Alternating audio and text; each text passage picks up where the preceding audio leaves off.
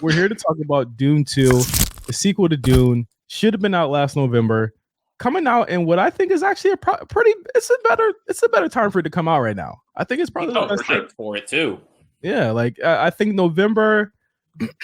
Strangely to think, I don't think it would have done as well as November as it is now, because you have that 4-month lead in right now where it was like, oh, we really wanted to see it. Now there's so much more hype. I feel like Timothée Chalamet is way bigger than he was, because Wonka had to come out, and at that point, Wonka would have been the second one. Hey, Wonka was a hit. You laugh, Wonka? Yeah, no, it was. I heard it was. I haven't seen it, but I heard it was actually like good enough for what it was. Yeah, like his cachet grew. Zendaya hasn't been on screen in a while. Her movie got pushed. Challengers actually comes out a month after this in April. But now we're on the cusp of Dune 2. Dom, you've seen it. You talked about it at length on your page on Armchair Auteur. But I really just want to get all of our excitement. Are you going to see it again this weekend? Or are you going to try? Yeah. I don't know when this weekend, but I got to see it again. I saw it on a Dolby screen at an AMC, and it was like perfect. There's one Dolby house at the AMC in Georgetown that I got to see. Like, I got to see Ferrari there. I saw Dead Reckoning there. Every time I go, it's always like the perfect thing. But now I got to see it bigger. I got to see it like in the full IMAX. But that's going to be. I have so few real IMAX options in the city around here. Like, a lot of the places like never returned post COVID. And I don't want to give fucking Regal money to watch it on one of their slightly larger than normal screens for twice the price. Like, they're not going to get me on that shit again. Yeah. But it's such a big movie that, like, I want to see it as large as humanly possible. Like, if I could go see it outside on a building, I would. I just looked, and we're seeing it Friday, which is 2 days from now, and we are seeing it in IMAX. Okay, nice. And I think that's a real IMAX screen. It's not the one at the fucking Science Center, but AMC Burbank 16. We number one theater on planet Earth. We know it. Everyone's heard about the Burbank 16. Everyone knows about the Burbank 16. Come on, everybody knows. But what's interesting to me, and I want to get you guys' take on it, is how major Dune as an IP is right now in our current state. Like, when the first one came out, it was pandemic, of course, and it did well. It did relatively well for one of the last movies to be out in theaters on a screen. I went to go see it masked up in an IMAX theater, the only one that was open. Chinese at that time. And no, I remember I was still in Long Beach, so I had to go. Oh shit! Yeah. I had to go to Orange County to go see it, because that was the only ones that were open, because they didn't believe in COVID anyway. And now it's like Dune, like, everyone's talking about sandworms, everyone's talking about all of the factions and shit like that. Like, it's a big deal. Like, is this like, and I don't want to be blasphemous in so many ways. Like, is it having a Star Wars moment right now? I mean, I think it's having there are two things. One, it actually is good. And like, I don't love Denis as much as the next guy, but he is about as good of a filmmaker, I think, as you're going to get to do something like this. I mean, the last one is, even for someone I love, famously horrible. The first Dune, speaking of, the first attempt at Dune. Yeah. And it is, and when I said it's good, what I meant was, like, it's actually like a good IP. It's not like every other, like, half the stuff that gets adapted just gets adapted because it is IP. But it's actually good and not being totally butchered for something that is as massive as it is. And it just isn't Star Wars and Marvel, because people still do, like, they do still like blockbusters where there's more than one movie in the series and all that stuff. Like, and it is like, again, we talked about this even before the 4-year gap in recording, but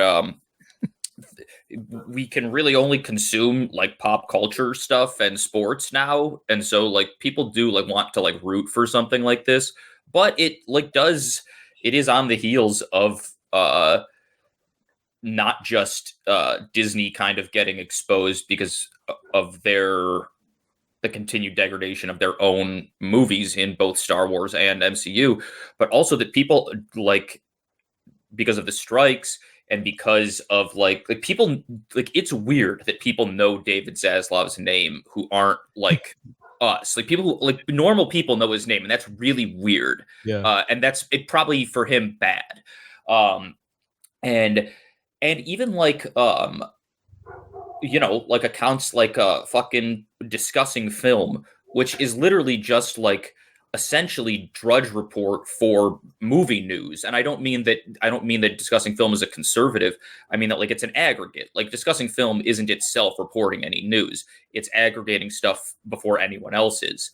But also whoever's running it, which I'm sorry, I don't know who you are, the language that they use to describe what's happening in the articles is like almost taunting the articles themselves. Wait, because Pat, wait, where are you going?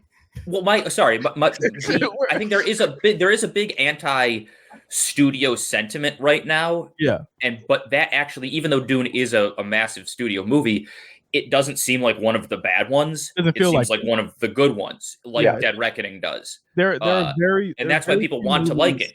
It needs to be good. There are very few movies that are this weird that are out right now. Like Dune is like, it's not just the weirdness though. I think it's like all major movies are split between like the Disney Marvel side of things and then like the good Christopher Nolan side. It's like, oh, he makes big movies, but they're good. And like Nolan literally did like a big long interview with Denis promoting this and like saying he thought it was amazing. So it's like literally the Oppenheimer stamp of like, this is one of the safe ones. This is a real movie.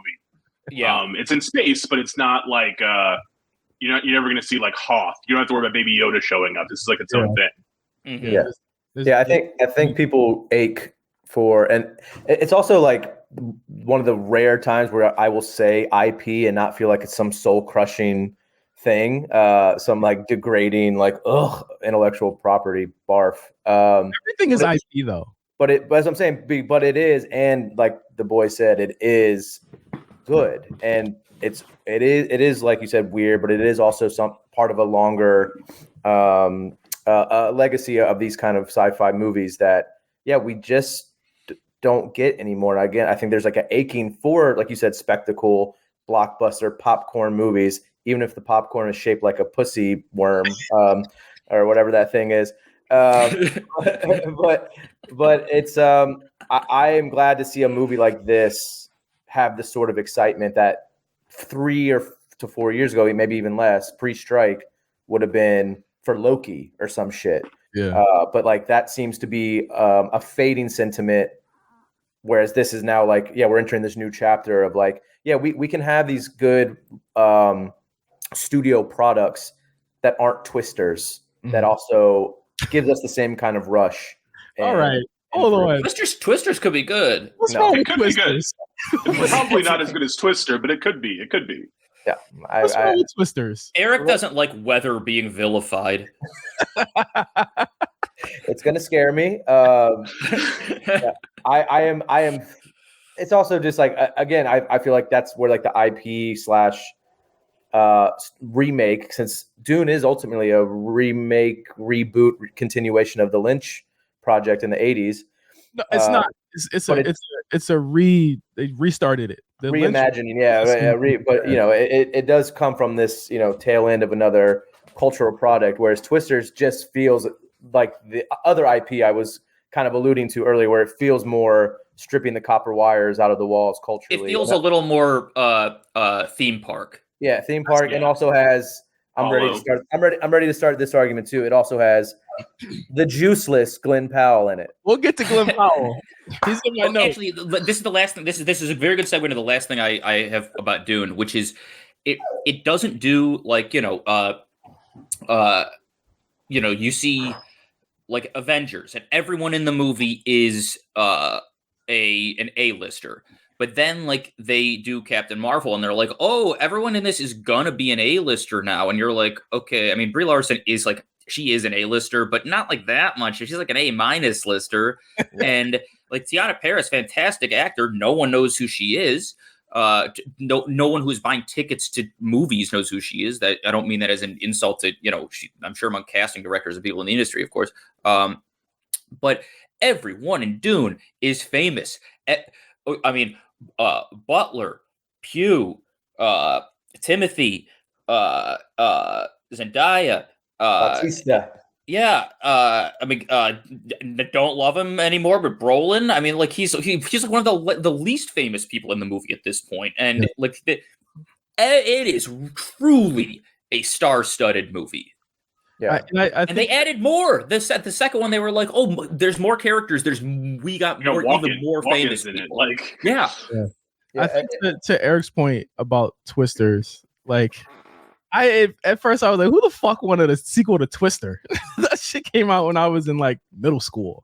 96. But I also think that it's what you guys said. People are longing for this type of big dumb movie that you don't have to have a huge lineage of 20 films to watch beforehand. Like that's why I feel like the Ghostbusters sequel that comes out this month too is gonna do bad because it's like we didn't need to see Dan Aykroyd and all of them motherfuckers again. You know what I'm saying? Because it's like that's not what we're longing for. We need like new experiences. We need like new things to see. And I think that's what Ghostbusters did not need like lore. It did not need to be a thing that's like every couple of years is a new. No one fucking that. We don't need that at all. Yeah. It actually had the thing that's good about like 80s and 90s movies, which is where the best version of it was the animated cartoon, like the cartoon spin-off of the show. Like the Ghostbusters cartoon was good, the same way that like the Timon and Pumbaa and Little Mermaid shows were good, and those were better than like some legacy Little Mermaids. Like we don't come on. And also like the new Ghostbusters has like the really outdated trope of putting the kids, like the new generation of kids and everything. Like nobody want to see that shit anymore. That trope's 15 years old. Yeah. And by the way, no one cares about Ghostbusters. I'm sorry, no one cares. Last time, all the people who cared about it, they don't actually go to movies. They just posted about the new one having women. That one was bad, not because women were in it, but because no one cares about Ghostbusters, and they didn't try to make it a good movie. They just thought people cared about Ghostbusters. And then the same thing happened again with one of these already came out, right?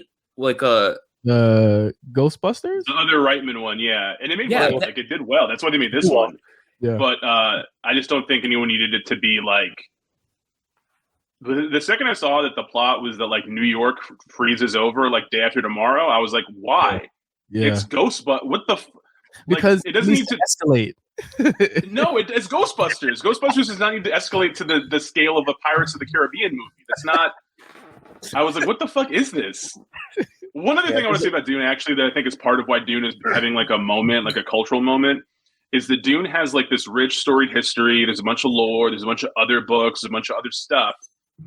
But it's not for like the general sort of like, I can't say 40-year-old because like we're all almost 40. So I guess I mean like 50 or 60-year-old white dude who like cares about Funko Pops and shit like that. Like Dune doesn't really appeal to that audience. So the people who are diehard fans of Dune are like actual kind of weirdos, and they're not arguing with people in comment sections about stuff quite the way that like Marvel people do, the way Star Wars people do. Like this is a big, important, beloved book series and all that shit, but it's not something where there's some man baby telling you it has to be done this exact way. I think most people that like Dune accept that you can't make a movie that is one-to-one exactly like the book. So they're just like, hey, they did their best. Why even, whatever.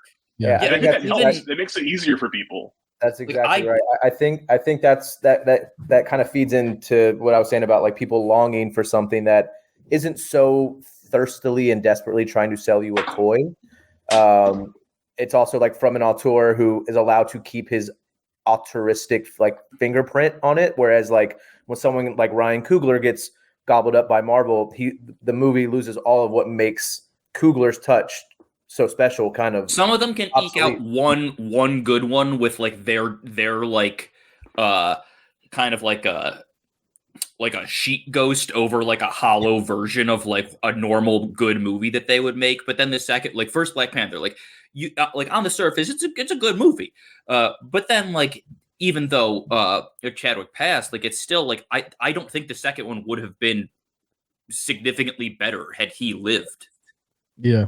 Right. Well, that's because of the nature of where that second movie would have been slotted into, which kind of like, I think by the time that happened, they really wanted Chadwick to be their new their new Robert Downey. And to Pat's point earlier, they were like, oh, these people are almost A-listers. Like Chadwick was like literally like after that movie, he had become an A-list. Mm-hmm. Like, that was the one. I feel like that's the one Marvel movie that I think out of any of the other ones where someone had legitimately become that. I think Michael B. Jordan, Stanley Pratt too. Stanley, you feel like that? Well, he had the combined Marvel and Jurassic Park. Oh yeah. Oh yeah, I guess. Yeah. And I honestly, I bet Jurassic Park got him over more than Guardians did. I feel like it did. Oh, for sure. Yeah. You look at Guardians, what they made money, but I think they consistently make the least amount, or they would just be like on the lesser. Or was that Thor? That might have been Thor. And even when the first Guardians came out, it was definitely like, oh, this one is still. And I was one of these people at the time. It was like, oh, this one's for the real Marvel heads. Like you really gotta like this to like Guardians, and that was like they're also the kind most of true at the time. They're also the most watchable, and I'm not a Marvel comic guy at all, and I would always have a softer spot for the Guardians, which because Gunn like tries to maintain the auteur fingerprint even when they don't want him to. I mean, he got rehired by them. That was crazy. We're gonna talk about Gunn in a second. I want to get Dom's thoughts real quick on Dune 2 before we move on. We're excited about it. I didn't listen to your review yet because I wanted to had this idea already, but just like simple, real quick to the point. What'd you feel about it? Oh yeah, I think it's really fun. I think the biggest thing about it is that Dune Part 1 is like, I think most people agree it's a good movie, but it's a nearly 3-hour movie that comprises less than half of the book. So like, even though the movie is well made and there's good performances and all that stuff, when the movie's over, you're like, you felt okay, that's all right. You know what I mean? It's very not just unsatisfying, but it's so much setup, and all the setup is very heavy and kind of moody and shit. A little bit of Surf Dracula. A little bit, yeah, right? Where you're like, is he gonna fucking do this thing? I mean, you can say what you want about the David Lynch Dune, like objectively not being a good movie, but like they did cram everything in there. Like most of it happens in the story. And you could argue you don't know what's happening because it just doesn't stop happening. Yeah, and it just goes and goes. Nothing. But this has the feeling of, because it's just the rest of the book, things are happening and like things are blowing up and things are thrilling. And like, I'd never thought that Denis was on the level of like a Nolan or someone like that in terms of like being able to create really memorable like set pieces outside of like Sicario. I think is the only movie of his that's really genuinely thrilling. This feels more like Sicario in the sense that like you can tell that he put real effort into like making it a thrill ride, actually making it enjoyable, actually making it exciting. And I mean, maybe in some ways that dedication to making it exciting is at the detriment of the book's themes and stuff like that. But like, I just didn't give a shit, if that makes sense. Like I was a friend of mine tried to ask me more deep questions because he was familiar with the book. And I was like, yeah, dude, I mean, he just like it ends with a knife fight. I don't know. Like to me, later, as I started to try to intellectualize the movie and try to get its deeper stuff, I kept having this thing in my head go, but do you even fucking care? Like, do you even care about any of these ideas or themes? That was rad. That was just awesome. Like, I understand that it's like, no, it's supposed to show you the inherent danger of charismatic leaders and the things they can do and how many people can die if they're pointing their own direction. I'm like, yeah, but then like a bunch of sandworms ate a bunch of people I didn't like. So like, I don't fucking care about that other stuff. I just don't. People are going to, once the movie's out, people are going to get all their think pieces off and all their deeper shit. And like, I don't think it matters. Like, I don't think any other movie this year is going to be this exciting. I'll say that. There's nothing else on the slate that is going to be this like fun. I guess people are going to fucking see Deadpool and shit and whatever. Good for them. But like, I mean, we have to see it too. But I think that Dune coming out in like March right now with this kind of energy is crazy. Yeah. Because we have an entire summer coming up and there's nothing of this caliber. Right. There's nothing in the fall. There's nothing in the winter. We did get one movie already this year of that caliber. And that was a little movie called The Beekeeper. Yeah, buddy. Yeah. Yeah, buddy. Still gonna see that.